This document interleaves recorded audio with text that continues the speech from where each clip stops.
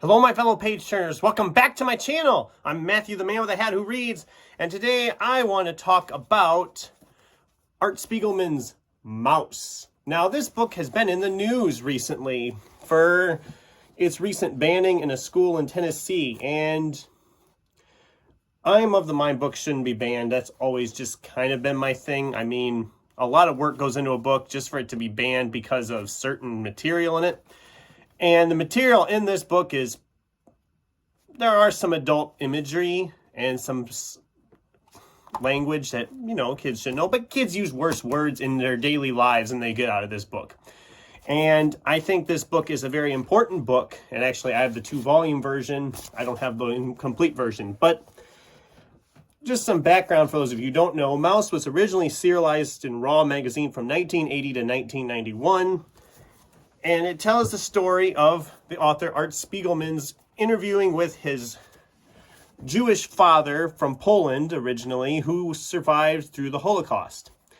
And it is a very interesting illustrated style. It is a graphic novel where all the Jews are depicted as mice, the Germans are cats, and so on and so forth. And when it was finally published in these beautiful volumes, it actually won the Pulitzer Prize in 1992, and it is the first and so far only graphic novel to do so.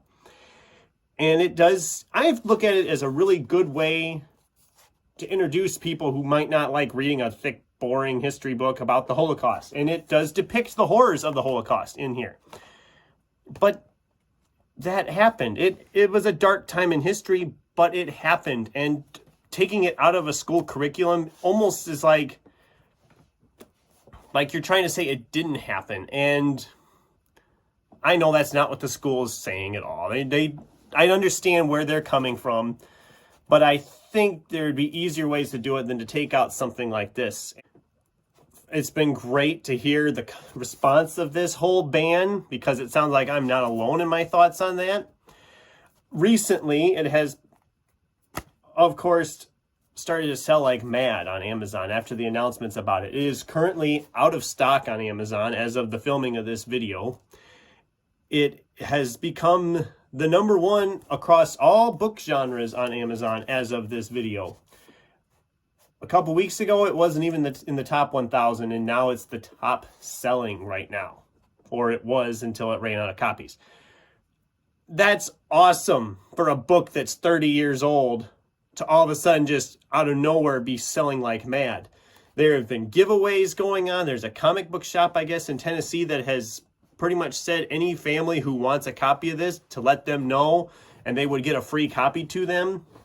And there's been GoFundMes for that have raised over $100,000 already to pay for these books for people. And I think that's amazing, because I actually read this in high school. I knew nothing about it until in our senior year, when I was part of the book club. The instructor of the book club brought it to us, and she only brought us the first volume.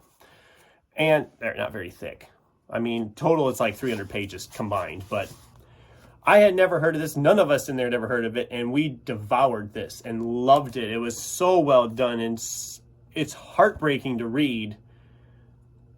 And I know there's been controversy over its depiction of stuff, but especially of how the father acts in everyday life in the present period of time. But that's fact. If you went through the Holocaust, you're going to be really stingy with money and with stuff. You're going to be really just like, oh, you can't throw that away because that's still good food. You can't throw that away because could come useful to somebody.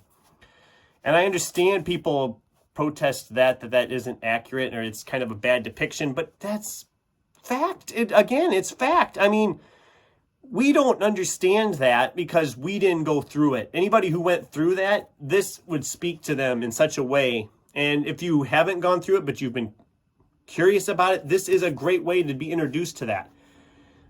I can't recommend it enough. And this book's influences are everywhere. I mean, think of all the other graphic novel memoirs that have come out after this one. I mean, Persepolis has to have been influenced by this in some way, shape, or form. I I mean, I could go on and on about my opinions on the whole book banning thing, but I've also got to stand by the best known quote on that if you ban a book, the best way to get somebody to read a book is to ban it. And hearing the sales figures for this lately, that has been proven as fact. So have you guys read Maus? What did you think of it? Do you think this whole book banning thing is a little bit over the top when we have a lot of other problems in the world to deal with? Let me know your thoughts in the comments down below. Thanks for watching, and until next time, keep turning pages.